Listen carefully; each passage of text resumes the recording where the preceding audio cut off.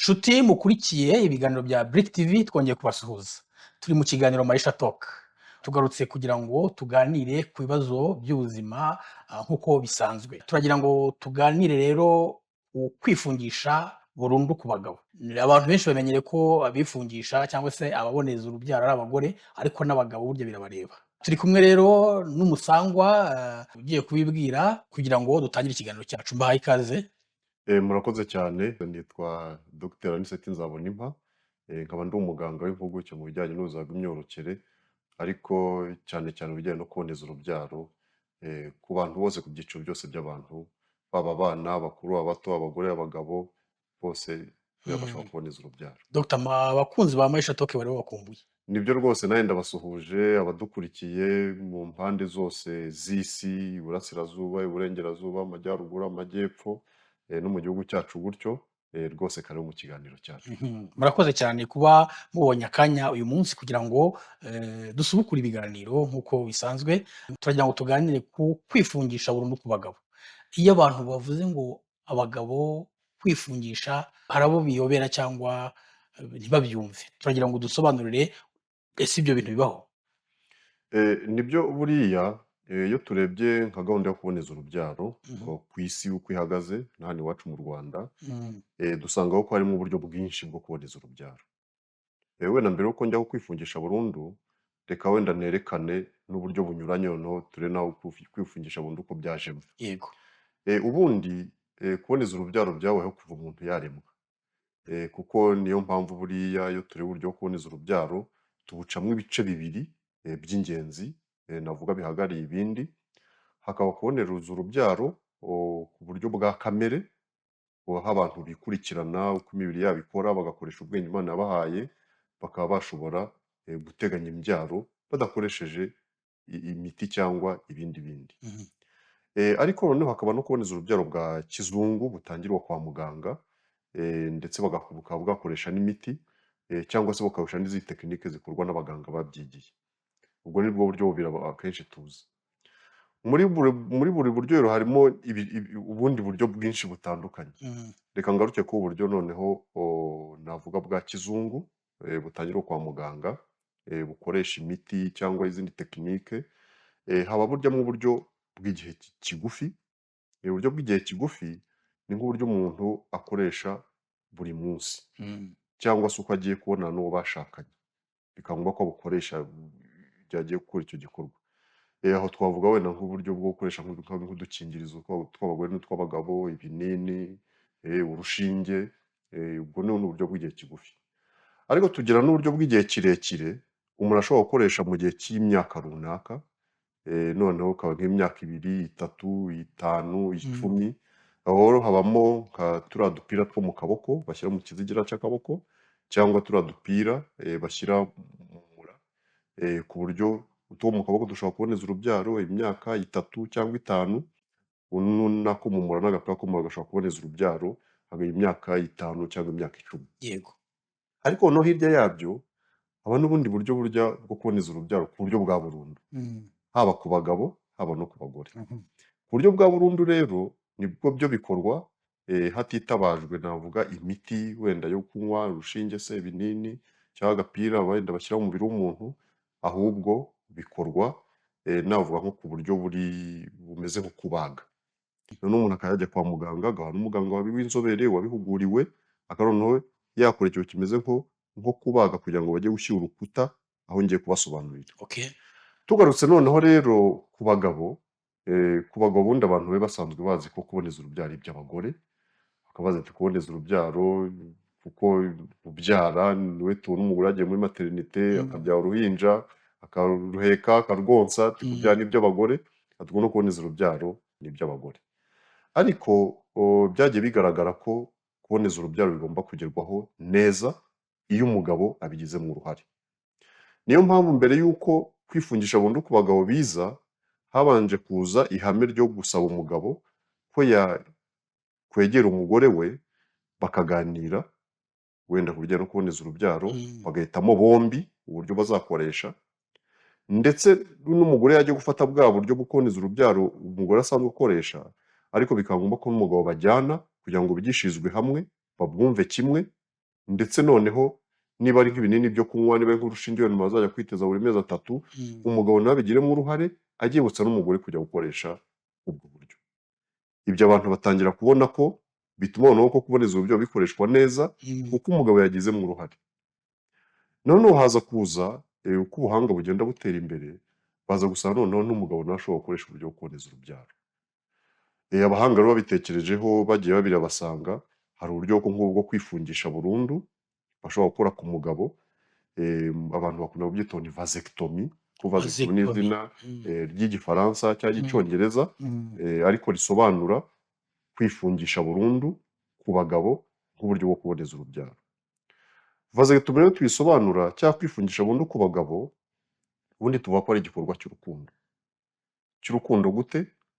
Kuko ni igikorwa gihinduye imyumvire y'abantu bari bazi ko kuboneza urubyaro ari iby'abagore, none umugabo akaba afashe iya mbere mu kwereka uwo bashakanye ko yamuruhura muri kwa kunywa imiti ya buri munsi, kwa kwiteza inshinge za buri gihe, kwa kwishyiramo agapira ka buri mwaka imyaka ingahe, noneho umugabo nawe akagira igikorwa cy'urukundo kuwo bashakanye, akavuga ati reka nanjye noneho nkuruhure, cyane cyane ko kwifungisha burundu nta misemburo bikoresha, binumvikana rero ko nta n'ingaruka nyinshi bigira, nk'uko umugore ashobora kugira ingaruka zitewe n'imisemburo yindi ari gushyira mu mubiri we. Aha rero icyo gikorwa cy'urukundo mu Rwanda ntitwasigaye inyuma, kuko kwifungisha burundu byatangiye kera, hatangira kubaho amavuriro cyane cyane ibitaro, hari abaganga babihuguriwe basanzwe bakora nko kubaga bakabikora, noneho abantu bakifungisha burundu, ndetse hari nk'ibitaro wasangaga bikorwamo cyane, tuvuga nk'ibitaro wenda byabaga birimo abaganga b'inzobere bazi kubaga, cyangwa se abaganga b'inzobere wenda mu bijyanye n'ubuzima bw'imyororokere, nk'ibitaro wenda bikuru nka za CHK, nka za CHUB, tugasanga izo gahunda zirimo, ariko n'ahandi bigakorwa, ariko wenda bigakorwa cyane n'ahandi hari abaganga b'inzobere.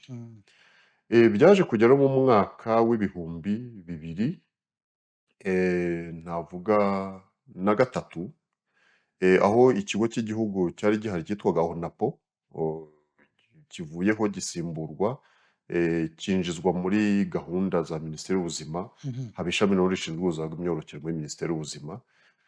Nicyo gihe rero batangiye no kureba bati umugabo yagira uruhare gute mu kuboneza urubyaro, kuko ni nacyo gihe muri 2003 hari hamaze kujyaho politike y'igihugu y'ubuzima bw'imyororokere.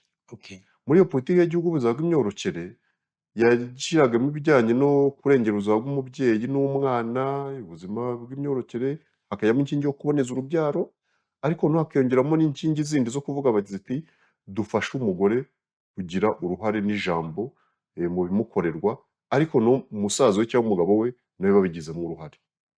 Aho rero niho batangiye gutekereza ko gahunda yo kuboneza urubyaro ku bagabo cyane yo kwifungisha burundu yashyirwamo imbaraga, noneho abaganga batangira guhugurwa ku buryo navuga buhoraho. Ariko kugeza icyo gihe umugabo washaka kuboneza urubyaro yajyaga kwa muganga, bakamubaga akantu gatoya ku bugabo bwe, udusabo tw'intanga, bakinjiramo noneho bakajya gufunga cyangwa gushyira urukuta ku muyoborantanga, aho intanga z'umugabo zinyura zivuye mu dusabo tw'intanga zigira ngo zizamuke n'izizasohoke, abe muri make zasohoka mu masohoro igihe akoze igikorwa cy'imibonano mpuzabitsina. Ubwo ni nko gufunga inzira. Ni nko gufunga ugashyiraho nk'urukuta k'uwo muyoborantanga uri imbere mu myanya myororokere w'umugabo. Ariko byaje gukomeza mu mwaka w'2008 mu Rwanda tubifashijwemo n'imiryango yafashaga leta, cyane cyane ibifashwa na leta y'Amerika ndetse n'ibindi bihugu. Mu Rwanda hatangizwa igikorwa cyo kwifungisha burundu ku bagabo bidakoreshejwe uburyo bwo kubaga. Bidakoreshejwe uburyo bwo kubaga bigakorwa ku buryo bitakiri ukubaga aho kugira ngo basature ahantu noneho binjire mu myanya y'umugabo, mu dusabo tw'intanga tw'umugabo, muri kiriya gishishwa kidupfundikiye, ahubwo unabisobanura neza ko ari nko gukura ivunja. Bikorwa nko gukura ivunja. Abantu wenda babaye mu giturage barazi ko bakura ivunja ubwo buryo butari ubwo kubaga, bavuga ngo ni vasectomy sans bisturi. Mhm. cyangwa no scalpel vasectomy. Ni ukuvuga ni gukora gufunga burundu umugabo, ubundi wari kumubaga ariko ukabikora utamubaze, ni ukuvuga ngo ugaserura akantu gatoya, ni nko gukura ivunja cyangwa akenshi umuntu wenda tuvuge yateramo urushinge. Kuko iyo bateye umuntu urushinge baba nta mwenge usigara. Mm. Kuko urushinge aho runyuze iyo ruvuyemo harifunga. Yego. N'iyo tekinike nshyashya rero yo kwifungisha burundu ku bagabo niko ikorwa. Ni nk'uko umuntu wenda bahandura ivunja aho riri cyangwa ko batera urushinge, ni ukuvuga ngo baserura akantu gato, noneho agakoresho kajya kubikoramo imbere kakabona aho kinjirira, noneho ibindi abantu bakagenda babireba mu ikoranabuhanga, Mm. noneho bakajya gushyiraho rwa rukuta, ariko bitagombye ngo basature ahantu ngo habe igisebe, ngo umuntu ave amaraso azajye mu bitaro bamutera ikinya, oya. 2008 rero iyo tekinike imaze gutangira, abaganga bacu barabyigishwa, baratangira kubikora. Bigeze muri 2010, nyuma y'imyaka 2 bikorwa, haza kuyongerwaho akandi kantu. Ubwo buryo bundi Ubundi buryo noneho bugezweho noneho, tutarakomeza ubwo bwa bundi bwa mbere bwatangiye 2003 na gatatu. ubwo nibwo twavuga ko gahunda yo kwifungisha burundu ku Eh, bagabo byatangiye mu Rwanda. byatangiye ku buryo navuga ku bantu benshi. Yego.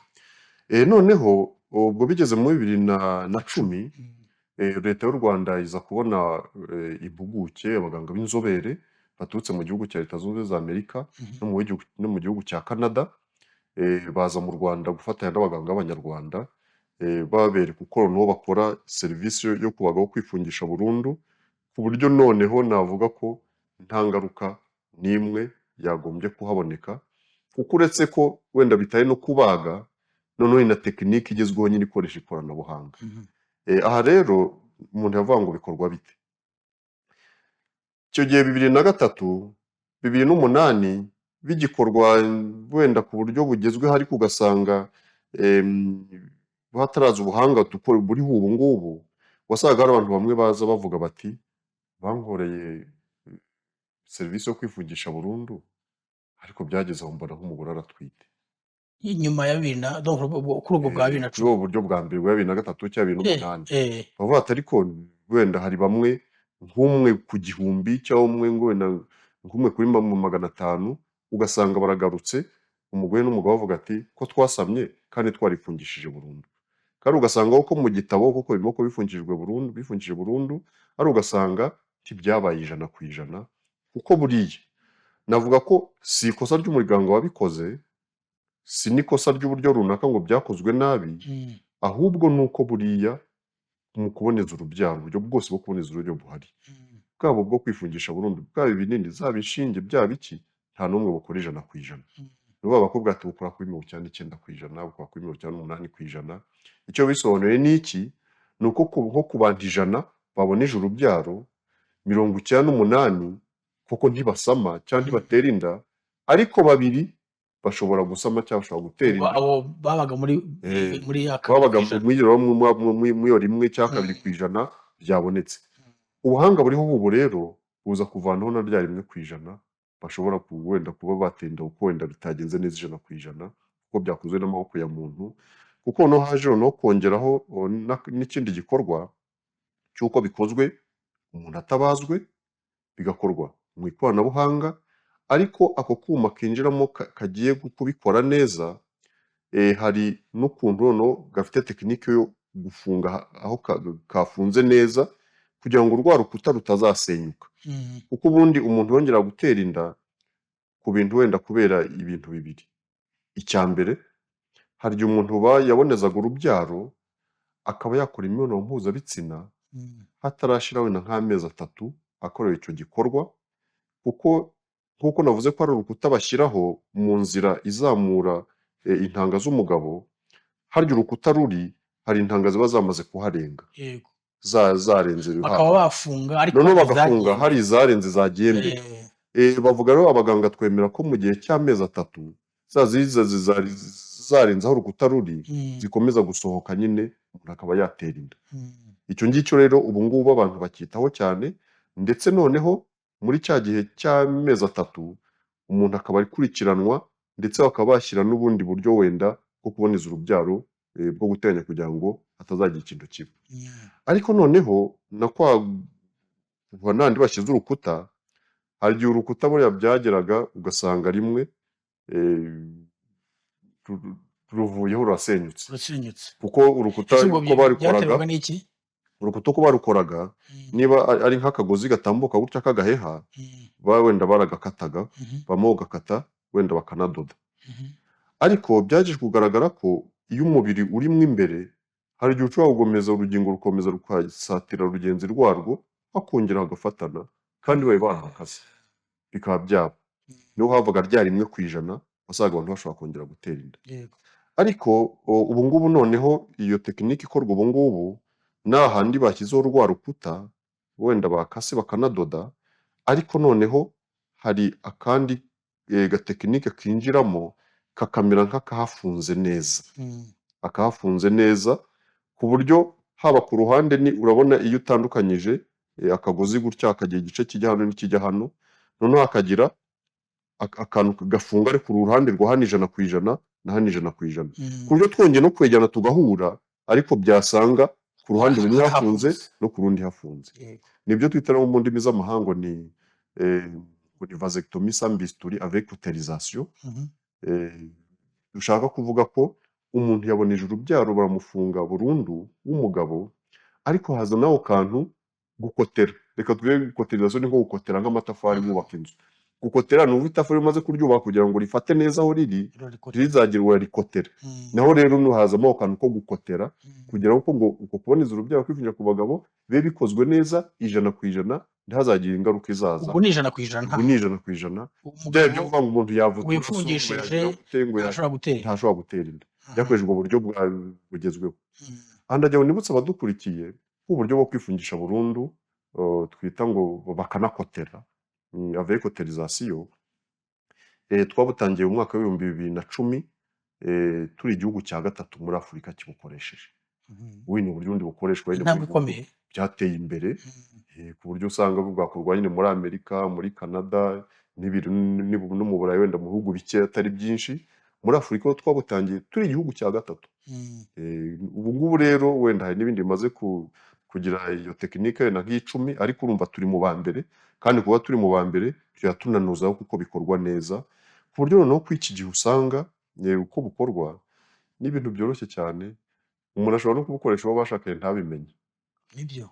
kubera ko ntibisaba kujya mu bitaro ntibisaba guterwa ikinya umuntu asinzire ngo azajye kugira Ari kujya kwa ngo abe muganga kujya kwa ubishinzwe, muganga yego. ariko ni uburyo bukorwa ni ukuvuga ngo batera navuga ikinya gitoya aho bagiye kubikorera Mhm, hajya bashyiraho wenda ushobora gusigaho gukora ikinya wenda basigaho cy'umuti basigaho mhm, cyangwa se cy'agashinge gato gishyiraho umuti ahandi bagiye gukorera gusa ariko ahandi nta kinya batera umuntu kuko kera aho bateraga umuntu ikinya wenda kimusinziriza mm, cyangwa kikaba ikinya cy'igice cyo hasi cyose ku buryo yajyaga mu bitaro akatindamo akaba yanararamo ubu rero bamara kubugukorera uhita wigendera gusa nyine nk'uko nari mvuze ngo ushobora kubukorera n'uwo bashakanye ntabimenye ni ukugira ngo mbereke ko umuntu ashobora kubukoresha ntihagire umuntu wo hanze ubimenya uretse nyine uwo byanze bikunze bashakanye uwo kuko bagomba mwashakanye agomba kumubwira kubimenya, bagomba no bagomba no kubyumvikanaho kubiganiraho. ariho nagira ngo mbamare impungenge ko umuntu ubukoresheje ubu ngubu kuko ntatinda kwa muganga iminota 15 gusa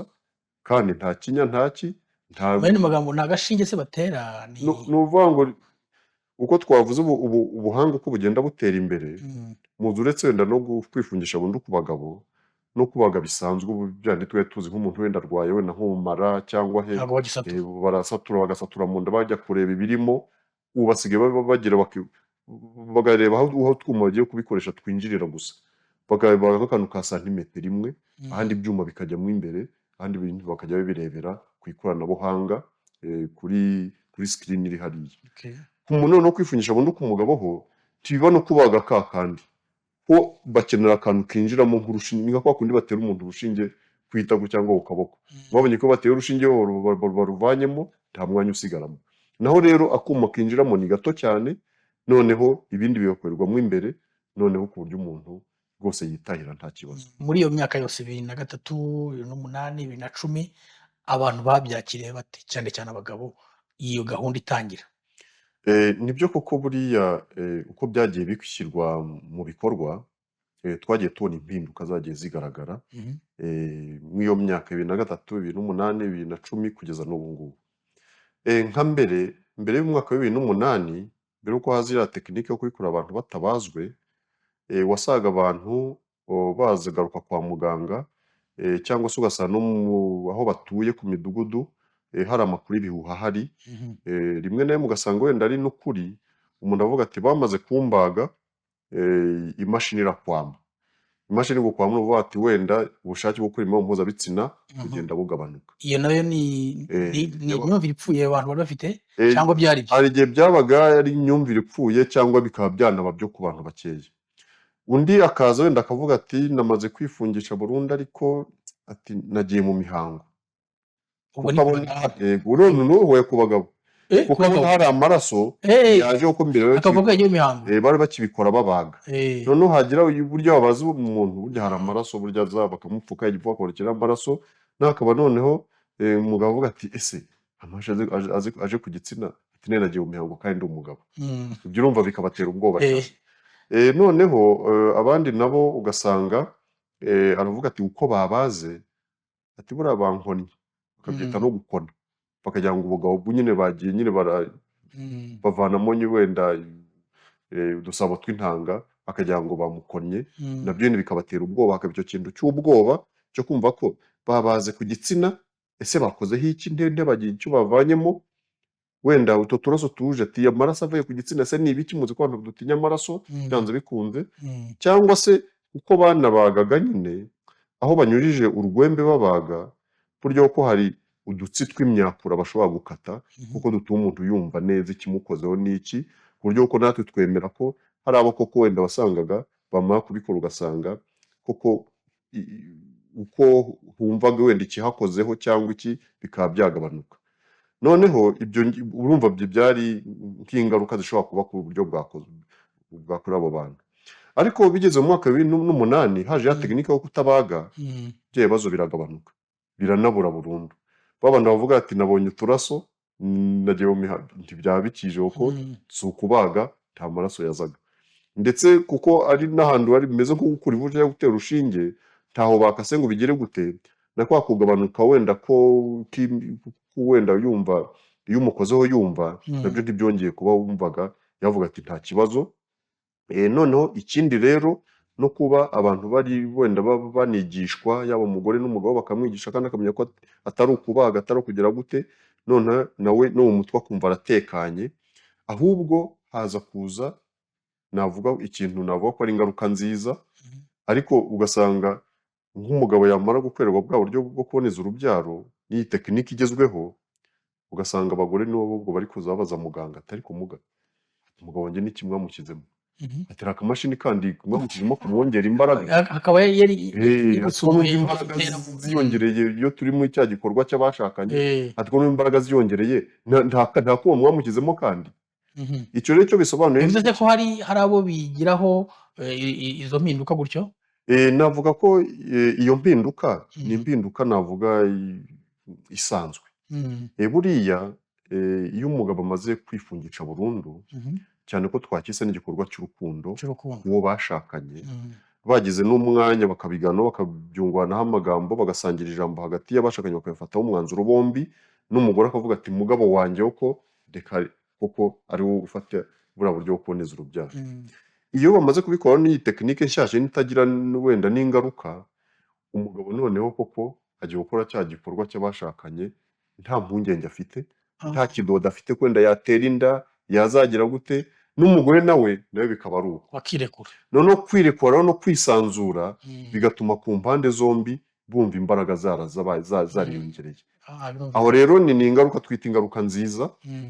Ngira ngo iyi ngaruka nziza wenda kugira ngo abantu banayumve, hari igihe bajyaga bayivuga n'imiti igabanya ubukana bwa sida bagitangira kuyitanga, bakavuga ngo umuntu utangiye gufata imiti igabanya ubukana bwa sida ngo agira ubushake bwinshi bwo gukora imibonano mpuzabitsina.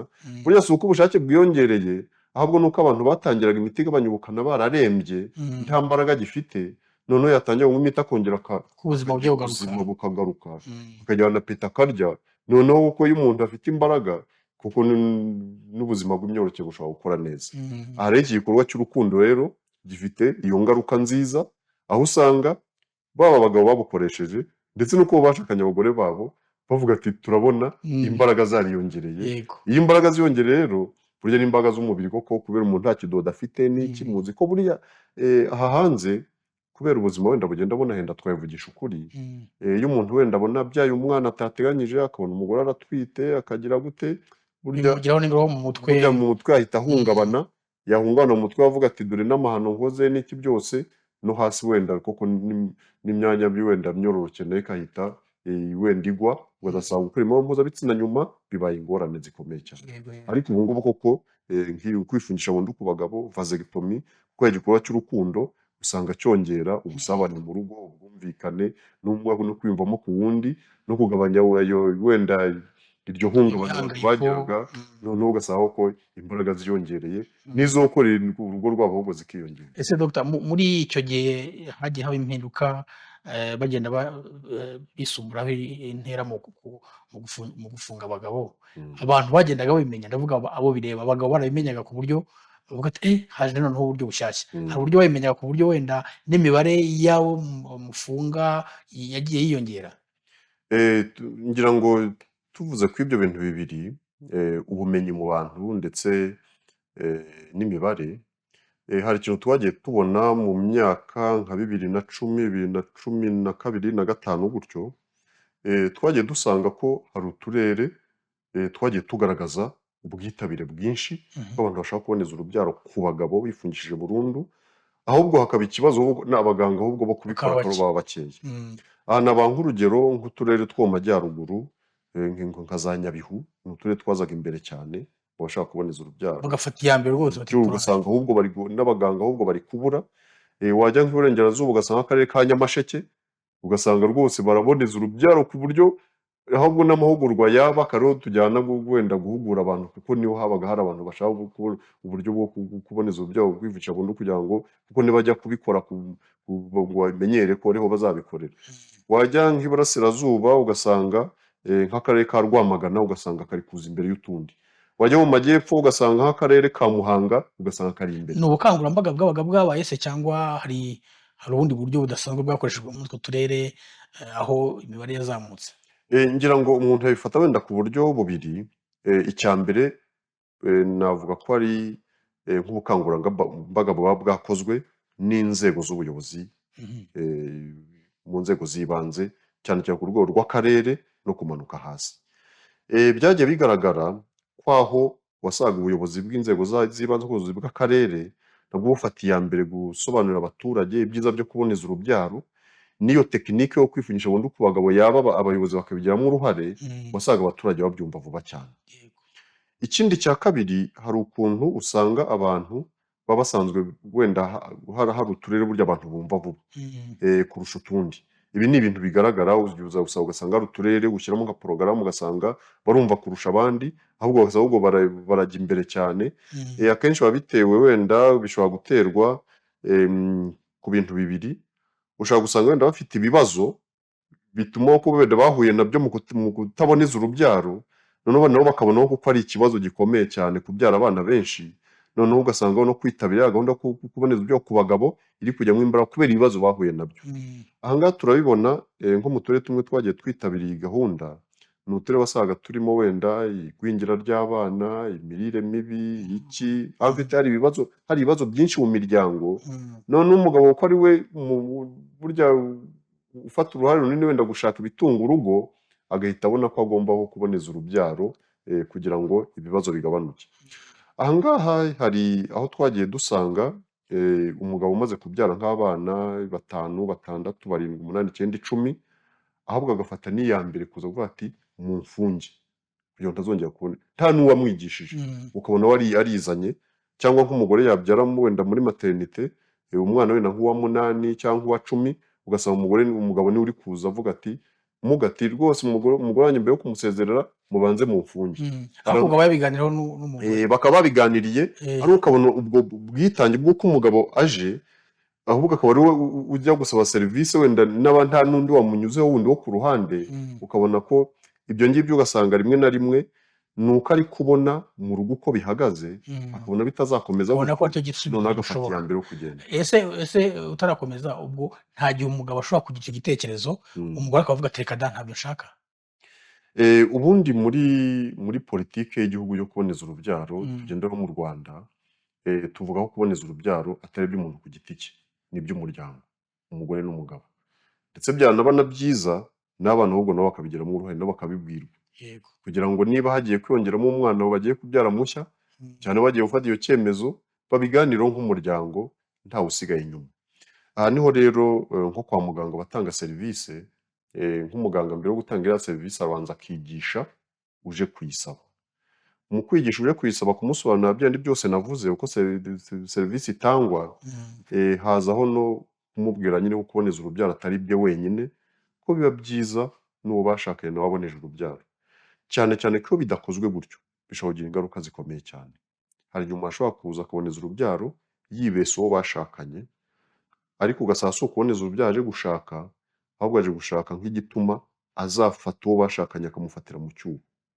Ugasanga wenda nk'umugabo aje kuboneza urubyaro akifungisha burundu ntabwire umugore, ari wenda kuko azi ko umugore amuca inyuma, avuga ati reka nifungishe none ko umugore azasama, niwe yasama urumva ntaje kuboneza urubyaro, ahubwo aje gucunga umugore we, ari wateza umugore w'umutego kugira ngo azamufatire mu cyuho. Aho rero abaganga rero tuba tubizi, turavuga tuti kuboneza urubyaro ni ibya bombi, mbere yo kubikora niba biba byiza ko n'uwo bashakanye abimenye. Nubwo wenda tutabivuga ngo ni ikintu kiri wenda navuga cyangombwa ngo iyo kitabonetse ngo serivisi ntibayihe umuntu kuko ntacyo gihindura wenda mu gutanga iyo serivisi, ariko umuganga muri bwa bujyanama duha abantu twigengesera kuri icyo kintu tugira ngo turebe ko n'umugore yabigizemo uruhare, abizi, kugira ngo hatajya muri icyo kintu cyo guhangana. Ikindi cya kabiri nacyo twagiye tubona impinduka mu myaka navuga nk'icumi ishize. Mbere wasangaga abantu bafata ubwo buryo bwo kwifungisha burundu ari abantu bafite abana benshi nka 5 kuzamura, ndetse hakiyongeraho n'ikintu cy'uko wasangaga abantu baje gufata iyo serivisi babaga barabyaye ibitsina byombi, barabyaye abahungu babyaye n'abakobwa. Ndetse ndabyibuka mu myaka nka za 2000 bagikora ya tekinike yo kubaga n'iki byose, hari n'igihe n'abaganga babazaga umubyeyi ati yaba umugore cyangwa umugabo, ati ufite abana bangahe? Ati wenda ni 5. Ateramwo abahungu se n'abakobwa, kuko icyo gihe hari ihame ry'uburinganire ryari ritarakwira neza, abantu bakisha ngo byari ibitsina byombi, ndinganiza ibitsina abahungu n'abakobwa. Ugasanga rero ufite abahungu gusa arashaka kubyara n'agakobwa, cyangwa ufite abakobwa gusa arashaka kubyara n'agahungu. Icyo gihe rero wenda twagiye dusanga mu mpinduka zabaye ikintu cyagiye gihinduka, aho ubu tubona umuntu nuko tubigisha tugendera ngo ufite ngo abahungu n'abakobwa, ahubwo ni ukuba wumva ku giti cyawe, wumva abana ugomba kubyara warageze ku wo mwumvikanye n'uwo mwashakanye, yaba umwe, baba 2, baba 3, baba 4, abo mwumvikanye. Ubu rero nta mubare w'abana wo kuvuga ngo iyo serivisi yatangirwaho, nta no kuvuga ngo wabyaye igitsina runaka, ndetse n'imyaka ntabwo abantu bakiyirebaho cyane, kuko mbere ho abantu bavuga ngo udafite imyaka 35 ntubona iyo serivisi, cyangwa udafite abana nibura 3 ntubona iyo serivisi, cyangwa se n'ibindi. Ariko ubu ngubu ibyo byose bigendera mu kwigisha umuntu, yaba yafashe icyemezo nubwo yaba afite umwana umwe, ashobora kuba babyemeje nk'umuryango, iyo serivisi barayibona. Imyaka baba bafite iyo ari yo yose, bapfa kuba ari umuryango babyemeranyijwe, barazana abona umugore. Biba byiza burya nubwo haza umwe agatangira akigishwa, ariko mbere yo gutangira iriya serivisi ndagira nongereho ko abaganga buriya mu byo bigishwa babwirwa ko umuntu uje umunsi wa mbere akavuga ati nje kwifungisha burundu, ntabwo burya bamuhaye serivisi uwo munsi, ahubwo banza bakamwigisha, bakamubwira ko hari n'ubundi buryo bwo kuboneza urubyaro kugira ngo anabumenye, hataha wenda tuvuga ku mugabo ko tuba tuzi ko burya hari igihe umuntu ashobora guhura n'ikibazo cyamuhungabanya, akayafata umwanzuro ariko yihutiyeho, ariko uwo mwanzuro ukaba wahinduka wenda nyuma y'ukwezi cyangwa nyuma y'umwaka, cya kibazo cyamwirukansaga kivuyeho. Aho rero tubanza kuyitondera cyane, tukabanza navuga mu bujyanama umunsi wa mbere aje gusaba serivisi, duhita tumukorera iyo serivisi, aho tubanza tukamwigisha, tukanamusaba ko abanza kubibwira uwo bashakanye kugira ngo nawe abimenye, ariko akabanza nyine agafata n'umwanya wo kwitekerezaho, ariko tukabanza tukareba ko nta n'ikindi kiri gutuma ashaka iyo serivisi ku buryo bwihuse.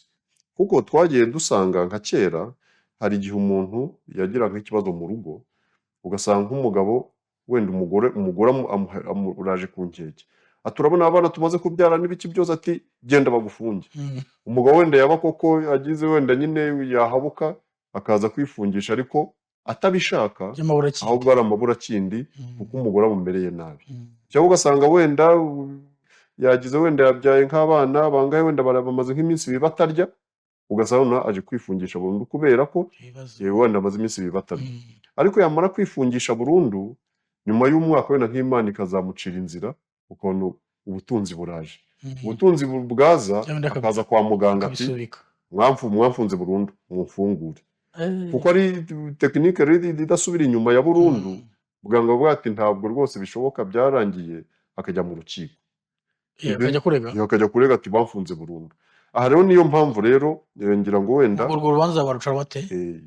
ngira ngo byabagaho mbere ariko ubu ntibikibaho, ariko byabagaho nyine, ugasanga wenda nuko ubuhanga bugenda cyangwa abantu bagenda bunguka wenda ubwenge, ngira ngo nka mbere iyo umuntu yazaga mu bitaro washobora kumukorera serivisi nk'iyo, ugasanga wenda byabishyize kuko mu gitabo babyandikamo, ari ugasanga wenda we ntaho yagusinyiye ko yaje abyemeye.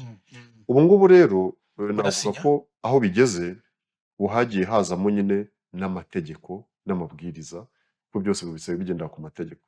Mbere yo guhabwa iriya serivisi, muri kwa kumwigisha, muri kwa gufata gahunda ya mbere, ukamusobanurira, ukamuha randevu wenda kugira bazaza wenda kuba yaza gukoresha ubwo buryo, ndetse wenda hari n'ibyo mwumvikanyeho, kubwira uwo bashakanye, kumva ko noneho wabyiyemereye koko, noneho akanaza noneho waramubwiye n'ibyo agomba kuba yiyemeje, kuko hari n'igipapuro agomba gusinyaho kugira ngo yemere ko cyangwa kuboneza urubyaro umugore we, kuko umugore ashobora kuvuga ati mwamfungiye umugabo. ubundi iyo bibaye byiza bagasinya bombi birushaho kuba byiza, ariko nawe iyo asinye yabyemeye ku muntu mukweje imyaka 18 biba rwose biba ari mahire. Ibyo ngibyo rero ubwo iyo amaze kwigishwa neza akavuga ati ibyo nigishwe nabimenye, noneho akaba rwa rupapuro rwanditseho ati uburyo ngiye gukorerwa nabusobanuriwe, namenye wenda n'ingaruka zabwo, ko ingaruka ya mbere nuko utazongera kubyara. Noneho byose akabyumva, akavuga ati abana mfite barahagije, kubera ko igituma urwo rwandiko rugomba kubaho n'iki, ni uko burya ubuzima bw'abantu burahinduka.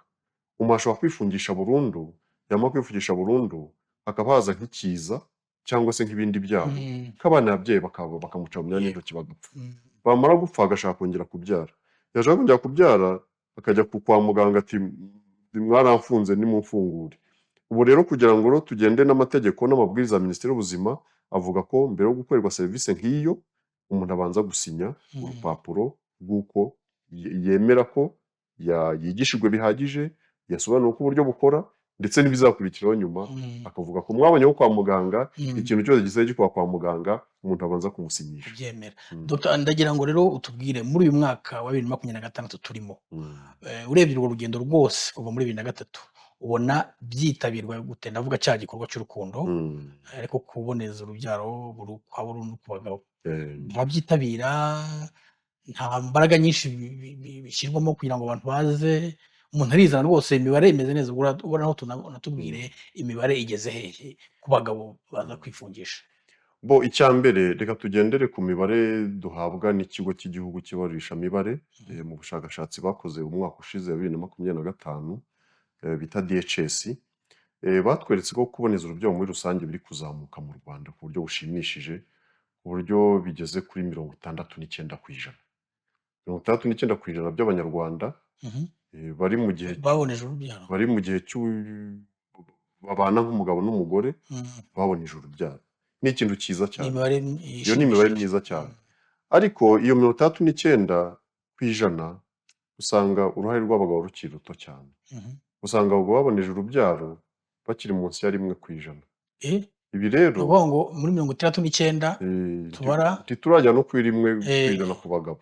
Ibi rero bigaragaza ko abagabo bakiri bake, nubwo wenda tutavuga ko kwifungisha burundu wenda byakorwa kurusha ubundi buryo kuboneza urubyaro, ariko bigaragara ko abagabo bagiseta ibirenge batarabisobanurirwa neza.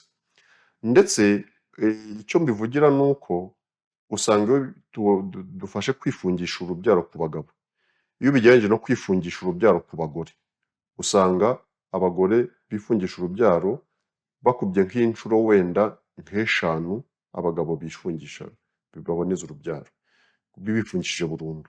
Rero bigaragaza ko abagabo koko batarabyitabira kugira ngo wenda tugere aho twumva ko umugabo n'umugore bagendera kuri gahunda imwe, nibura tukazabonegera igihe abagore bifungisha burundu n'abagabo bifungisha burundu wenda bagera ku mibare ijya kungana, ku buryo twavuga tuti koko cya gikorwa baracyumva neza kimwe umugabo n'umugore.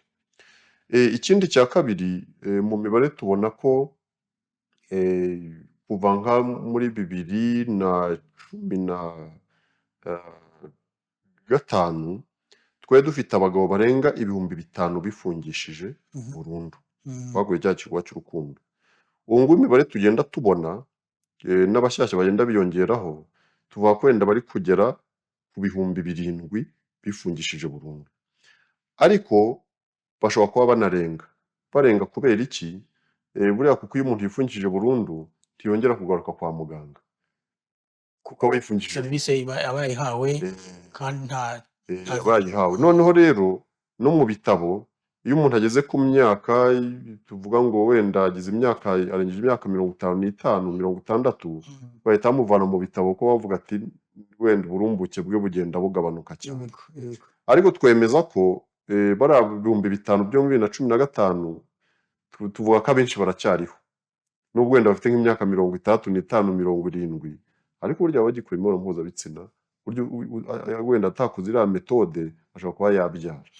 Aha rero tuvuga ko nubwo imibare itwereka ko ari ibihumbi wenda bijya gusaga 7, ariko tuvuga ko bishobora kuba birenga kubera ko hari n'abasaza nyine bari gusaza nyine ariko bakoresha ubu buryo bagihari, ku buryo ushobora kubona ko biri kugenda bisanga 10,000, ariko bivuye nko ku bantu bari nka 500 muri za 2010 gutyo. Mbese ubwo iyo mibare irashimishije?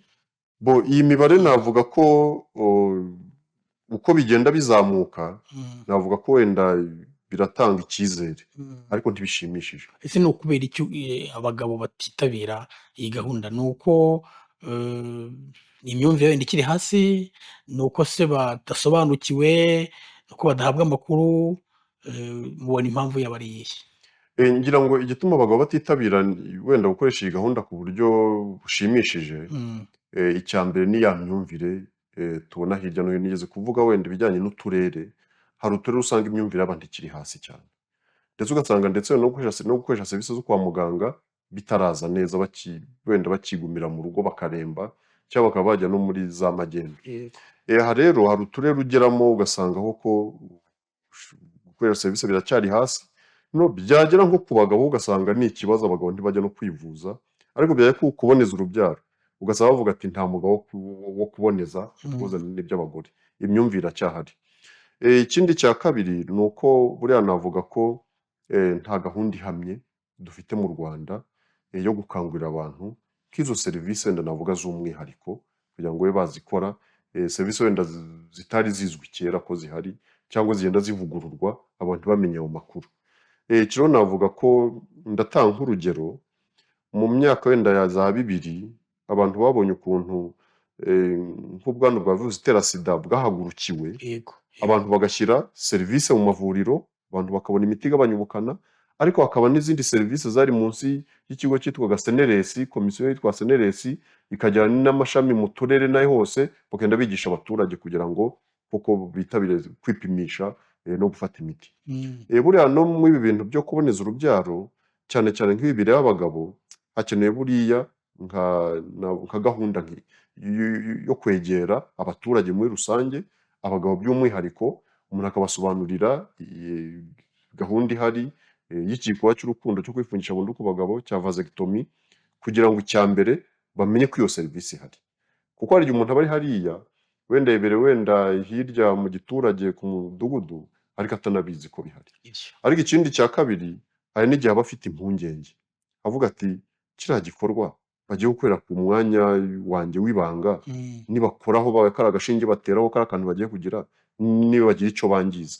Mujya mubona ko serivisi yose ikorerwa nko ku gitsina cy'umuntu abantu barayitinya. Mm. Mujya mubona rwa rukingo rwa kanseri y'inkondo y'umura, rwo ntibaruterana hariya ku gitsina, barutera ku kaboko. ariko Ariko ko bumva abantu ko bavuga ngo ni urukingo rwa kanseri y'inkondo y'umura, mm, abantu bahita bagira ubwoba ngo mm, bazaruterera ku nkondo y'umura, mm, ati bazangiza wenda igitsina cy'umuntu. yego. N'abagabo rero navuga ko akantu karacyahari, avuga ati kwifungisha burundu, icyo kintu cya burundu kikabatera ubwoba. Mm, Noneho bakavuga ati kwifungisha, nanibutse ko hakiri ababijyanye ati bagiye gutera urushinge cyangwa kugira urukuta bashyira ku myanya yanjye y'ibanga, ku myanya y'imyibarukiro yanjye, ati wabona bagiye kunkona, mm. kunkona niko Ya myumvire ya twavugaga, myumvire. ahubwo nagira ngo mbabaze, ese Eh, imyumvire abantu bari bagifite icyo gihe mm, nk'ibyo ati bagiye kunkona, mm. bizatuma ubushake bugabanuka, ese mubona igenda igabanuka cyangwa n'ubundi iracyahari, ikaba wenda ariyo mbogamizi ikomeye ituma abagabo batitabira iyi gahunda y'igikorwa cy'urukundo? Iyi myumvire navuga ko iracyahari hamwe na hamwe, Mm, ariko ndetse henshi. Kuko usanga bigenda bikurikirana nuko n'ikibazo dufite cy'abaganga bake. Buriya iki gikorwa cyo kwifungisha burundu ku bagabo mm, gikorwa n'abaganga b'abadogiteri, abaganga baba baraminuje, baba mm, barize kaminuza.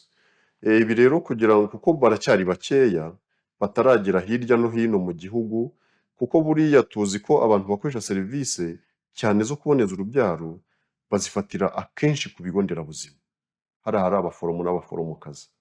Hariya rero ntiharagera abaganga b'abadogiteri kugira ngo nabo babe bagitangira hari icyo gikorwa. mm, Noneho bigatuma, kuko nta baganga batanga iyo serivisi aho ngaho, aho abaturage begereye, ugasanga ntibayizi neza. mhm, Noneho ugasanga n'igihugu cyacyafite abaganga bake, ubu turacyafite abaganga bake, ku buryo buriya n'abaganga bo ku bitaro ntibabona umwanya wo kumanuka wenda ngo begere abaturage, mm, wenda babe babigisha, babaha wenda amakuru bakeneye kuri icyo gikorwa, cyangwa banabaha serivisi aho ngaho, kuko bisigaye bikorwa muri ya tekinike nshyashya. mm, Ubundi iki gikorwa cyo kwifungisha burundu ku bagabo ni igikorwa cyabera no mu kigo nderabuzima, mm, ndetse n'aha twicaye cyahabera, kuko ntibisaba tekinike nyinshi, bisaba twa dukoresha umuganga afite gusa. Noneho ariko ikibazo ni ukubona ba baganga bahagije kugira ngo babikora. haboneke abasigara ku bitaro bavura bataha serivisi zihakenewe, haboneke n'abandi bagabo no bamanuka bakegera abaturage, haba mu bigo nderabuzima, haba kuri ariya mavuriro yunganira ibigo nderabuzima za poste de sante, cyangwa se no wenda bakinjira no mu midugudu guha abantu amakuru, ntituragira abaganga wenda bahagije bo gutanga ayo makuru. Ari nayo mpamvu wenda twumva bibaye byiza Mm, haba nka gahunda ihamye yo kunyura wenda nko mu itangazamakuru. Mu mm, itangazamakuru cyane cyane kuko ubu biroroshye, itangazamakuru risigaye riba ku maradiyo, amateleviziyo, kandi yabaye menshi mu social Rwanda. media. Ariko hakongera no gukoresha ikoranabuhanga, abantu bagahura ku mbuga nkoranyambaga, Mm, bakaba batanga ibiganiro, noneho abantu noneho bakaba babihererekanya ku buryo byagera ahantu navuga henshi, ariko hakaba na kiriya kintu cy'aho abantu babonera serivisi. Abantu babonera serivisi nko kwa muganga, ku tugari, ku mirenge, aho abantu bahurira, ku buryo wenda hashobora kujya kwa kundi haba hari wenda nk'aho abantu barebera ibiganiro, amakuru. Twabonye ko hari nka za televiziyo wenda ziba ziri nko ku bigo nderabuzima cyangwa ku biro by'umurenge, by'akagari, hakahajyamo nk'amakuru nk'aya, nk'ibiganiro nk'ibi byo gusobanurira abantu kugira ngo babone iriya serivisi. Ariko hakabaho n'ikintu cyo kwegera wenda hariya abantu bahurira. Tuzi ko hariya ku midugudu, mu tugari, ku mirenge hari inteko z'abaturage, mm, hari inama ziba nyuma y'umuganda, hari umugoroba w'umuryango iba hariya. Abantu bakareba ukuntu wenda amakuru nk'aya ategurwa, akaba yagezwa hariya ahantu abantu bahurira abantu bakayamenya. bakayabona, Mm, kubera ko buriya amakuru ni ikintu cy'ingenzi cyane. Iyo umuntu abonye amakuru niho ashobora no gushaka uko ya serivisi bamubwiye. mm. Mm, Uvuze ikibazo cy'amakuru, nibuka ko no mu bandi twagiye tuganira kenshi ku bibazo by'ubuzima, mm, usanga bavuga bati abantu ntibafite amakuru kugira ngo wenda birinde indwara runaka. mm. Mubona se habura iki kugira ngo ibyo bikorwe nk'abantu muri gahunda z'ubuzima, harabura iki kugira ngo ibyo bintu koko bikorwe, abantu basobanukirwe, ubwo bukangurambaga bube kandi butange umusaruro? Navuga ko icya mbere buriya ubukangurambaga ni ikintu gisaba umwanya n'abantu, umwanya wo kubikora n'abantu bo kubikora. Aha ngaha rero navuga ko ngarutse kuri cya kibazo cy'abakozi bake Mhm. tubona hirya no hino mu mavuriro cyangwa se mu nzego z'ubuzima, usanga wenda icyo kintu kikiri navuga nk'ingorane, ariko noneho hakiyongeraho n'ikindi cy'uko burya kwigisha abantu ni uguhozaho. Mm. Kwigisha abantu si ukubaha amakuru gusa, ahubwo ari ukubaha amakuru kugira ngo bagire impinduka, Yego. bahindure Guhindura imyitwarire, imyumvire. Mm. Ibyo rero kugira ngo bibeho bisaba ngo bihoreho, aba ari gahunda zihoraho. Ni ukuvuga ngo ushobora gusanga dufite gahunda z'ibiganiro, Minisiteri y'Ubuzima, Ikigo cy'Igihugu cya RBC, uturere, amavuriro, ugasanga bafite wenda batanga ibiganiro wenda ahantu hatandukanye. Mm. Ariko ugasanga cya kintu cyo kuba bihoraho ntikiri kuboneka. Ugasanga nk'umuturage wenda ntari kumva wenda ati buri cyumweru wenda kuwa kangahe wenda ku isaha runaka Mm. ninjya kuri radiyo runaka nzasanga Nzasanga ikiganiro ikiganiro. kiri Mhm. kubwira iki. Cyangwa ati wenda buri kwezi cyangwa buri cyumweru mu mudugudu iwacu cyangwa mu murenge iwacu hari abantu baza kutubwira gahunda runaka, wenda tugara ku kibuga wenda kiriya runaka.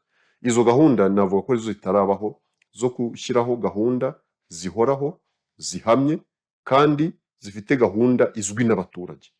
Mwabonye ko reka wenda nkivuge nk'umuganga, buriya kwa muganga hari ikibazo tugihura nacyo. Kwa muganga nyine kuba bwa buke bwacu bw'abaganga mu mavuriro, twebwe twicara mu ivuriro tugategereza ko abantu baza kudusaba serivisi, ariko buriya hakeneye abandi bantu bari inyuma y'amavuriro hirya mu giturage aho abantu batuye, batuvugira ibyo dukora kwa muganga, mbega banakangurira abantu gusa kuza kwa muganga gushaka serivisi. Mm. Kuko iyo ubushakashatsi bugenda bukorwa hirya no hino hano mu Rwanda, bugaragaza ko abantu bagishaka serivisi bataragera ku ijana ku ijana. Nk'ibi biturimo by'ubuzima bw'imyororokere, batubwira ko hari abantu bashaka serivisi zo kuboneza urubyaro, bose abagabo n'abagore bari mu gihe cy'uburumbuke bageze kuri 78%. Yego. Ni ukuvuga 78% nibo bifuza kuba baboneza urubyaro bari gushaka izo serivisi. Ariko haracyari ubwo ni ukuvuga 22% bibereye hariya bameze gutyo. Wenda n'ibyo kuboneza urubyaro ntazi ibyo ari byo, kwipimisha sida ntazi ibyo ari byo, ni ukuvuga ngo ibintu by'ubuzima we ararwara wenda yakuba umutwe umuriye akajya gusoroma ibyatsi wenda akinywera.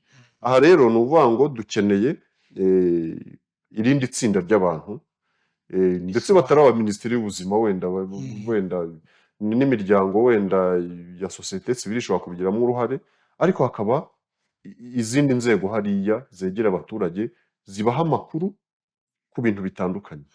None mwabonye ko iyo tugiye hariya wenda abaturage batuye, nk'amadini arabishobora. Amadini yo usanga bagenda bakagira amatsinda basengamo wenda buri cyumweru bagasengera hariya bagasengera hariya. Iyo ugiye mu gaturika usanga imiryango remezo, iyo ugiye mu madini wenda y'abaporoso usangamo hari amatsinda, usanga wenda agendeye nko ku midugudu cyangwa ku tugari ibintu nk'ibyo, ariko bakaba bahura ku buryo buhoraho. Noneho ugasanga koko haba kubaha amakuru, haba no gukurikirana ko batanga n'amaturo, haba n'iki byose biragenda ku buryo bworoshye kuko hari gahunda ihoraho iba buri cyumweru cyangwa buri kwezi ihoraho gutyo. Mu buzima bw'imyororokere rero cyane cyane mu gukangurira nk'abagabo kuboneza urubyaro, hagiye icyo kintu cyo kwegera abaturage noneho kugira ngo babahe amakuru. Ariko n'akandi nako ku bagabo bisaba umwihariko. Burya abagabo wenda ntibanyumve nabi, wumva batinze se? ariko abagabo oya bihagararaho. Yego. Abagabo bakunda kwihagararaho. Imisemburo na wa musembo w'abagabo wa testosterone twigeze kuvugaho, utuma umuntu yumva ko nyine afite imbaraga akomeye. Noneho ku buryo n'umugabo hari igihe ashobora gukenera serivisi yo kwa muganga ariko ntajyeyo. Ukavuga ati ntuzambura ngiye kwa muganga, azavuga ko nabaye wenda ngiye kwivuza cyangwa se nagize gute. Uzaba n'umugabo ararwara, yagira umuriro, yagira iki, ntajye kwa muganga, ahubwo akajya kuri farumasi runaka akagura ka paracetamol akanywa, indwara ikaba ikura, wavuga ati ndi umugabo ntawe najya kwerekana ko Mm. ndi nk'umugore cyangwa umwana njya kwivuza buri kanya. Mm. Icyo naho kiracyarimo, ugasanga abagabo ntibaragira icyo kintu cyo kujya kwa muganga gushakayo serivisi, bagiye ari uko ibintu byakomeye.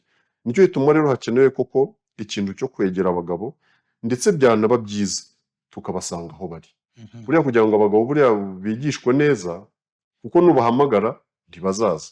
Kuko tubona wenda niyo ugiye ku tugari, ku mirenge, iyo ugiye mu kiliziya, iyo ugiye ahantu no kwa muganga, aho serivisi zitangirwa, usanga hafi 70% by'abaje ari abagore. Mm. Abagabo bari bakeya. Kugira ngo abagabo rero umuntu abagereho abaha amakuru, anabakangure kuza gushaka serivisi, bizasaba kubasanga aho bari. Mm. Hagombye kuba nka serivisi z'umwihariko mu tubari, kuko niho abagabo kenshi bahurira nyuma y'akazi, niho bagororereza. nyuma y'umuriro, Mm. nyuma y'umurimo, ugasanga bari mu tubari. Ariko byanaba ngombwa wenda umuntu akaba yareba, muzi ko abagabo bakunda nk'umupira w'amaguru. Mm. Ugasanga wenda hari n'ibyo bita wenda amatsinda ashyigikira amakipe y'umupira w'amaguru, yaba ayo mu Babasanga aho Rwanda, ngaho. yaba ayo hanze, ku buryo niba habaye nk'umupira wenda wa Arsenal, niba habaye umupira wenda wa Kiyovu, wa APR cyangwa iki n'izindi za Paris Saint-Germain, haba umupira w'amakipe akomeye hari, yiba babafana bari hariya, ukaba wahanyura ukaba watanga ubutumwa. Watanga ubutumwa ugasanga ibintu bigenze neza.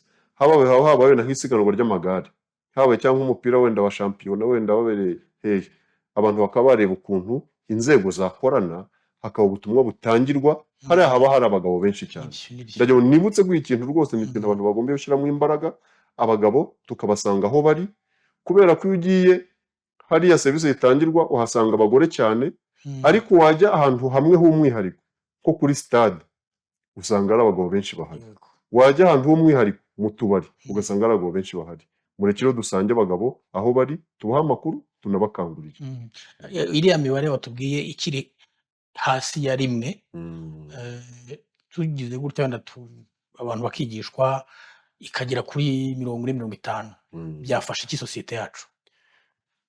Ibi bintu by'uko abagabo bakwitabira gahunda yo kuboneza urubyaro bifungisha burundu, ni ikintu cyagiye kigaragazwa ko cyahindura navuga iterambere ry'isi n'iry'imiryango muri rusange.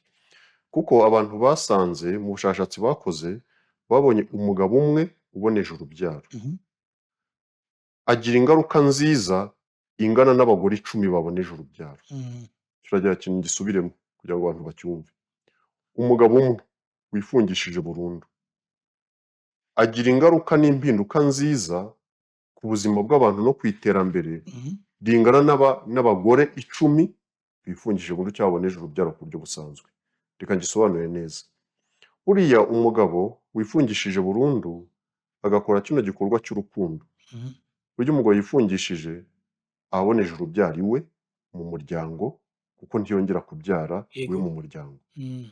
Ariko buriya tuba tuboneje urubyaro n'ahandi hose, uriya mugabo yari kuzanyura akaba yabyara umwana birumvikana. hirya. Mm. Ibi rero byumvikane rero ni ibintu byagiye bigaragazwa n'ubushakashatsi ko umugabo uboneje urubyaro, uboneje urubyaro ahantu harenga 10, kuko buriya aho yari kuzanyura naho ufunze urwo rukuta. Mm. Icyo ni icya mbere. Icya kabiri, bigaragara ko mu bihugu cyane cyane bikiri mu nzira y'amajyambere, n'u Rwanda rurimo, bigaragara ko imiryango myinshi iba ikiyobowe n'abagabo ku buryo navuga bwo gufata ibyemezo. Mm. Iyo umugabo rero yateye intambwe akaboneza urubyaro akifungisha burundu, ni ikimenyetso kiba kigaragara ko hari uko aganira n'umugore we, hari aho bageze baganira. Ni ikimenyetso kiba cyerekana ko hari aho ageze yumva ibibazo biri mu rugo rwe, agashaka no kugira uruhare mu kubikemura. Ni n'ikintu kuko twavuze ko ari igikorwa cy'urukundo, bigaragaza urukundo afitiye abari mu muryango we. Ibi rero bigaragaza koko umugabo uboneje urubyaro iyo abikoze koko bimuvuye ku mutima, akabikora rwose yabitekereje, impinduka nziza ziboneka mu muryango, ku buryo umuryango uba ugiye kuba mu mudendezo Mm. nyuma y'iki gikorwa cy'urukundo. Mhm. Dusoza ikiganiro cyacu ndagira ngo uhe ubutumwa bwihariye abagabo, wababwira iki? Abagabo reka mbabwire amagambo abiri. Abagabo reka mbamare impungenge, mbabwire ko kwifungisha burundu ku bagabo ari igikorwa cyiza cyo kuboneza urubyaro, tunite igikorwa cy'urukundo, kandi kuko bikorwa ubu ngubu mu Rwanda tekinike ikoreshwa ni tekinike itagira ingaruka kandi itagira icyo yangiza ubuzima bw'umuntu ndetse no ku buzima bw'imyororokere ku bijyanye no gutera akabariro. Mhm. Ikindi cya kabiri ndagira ngo mare impungenge abanyarwanda bose muri rusange ariko mbahe n'amakuru, mbabwire ko kuboneza urubyaro mu Rwanda birahari ku bagabo no ku bagore. Kandi ko uko byari bimeze kera byahindutse, ntabwo bagisaba ngo ufite abana umubare runaka, ngo ufite imyaka runaka, ngo bimeze gutya na gutya, ahubwo icy'ingenzi ni ukwegera ivuriro rikwegereye, cyaba ikigo nderabuzima, yaba poste de sante, yaba umujyanama w'ubuzima, akaba yakugeza ku batanga amakuru nyayo nko ku kigo nderabuzima, byaba byiza bakakugeza no ku bitaro ugahabwa iyo serivise cyangwa bakaba baguhamagara n'umuganga wo ku bitaro akaza kuguha iyo serivise ku kigo nderabuzima.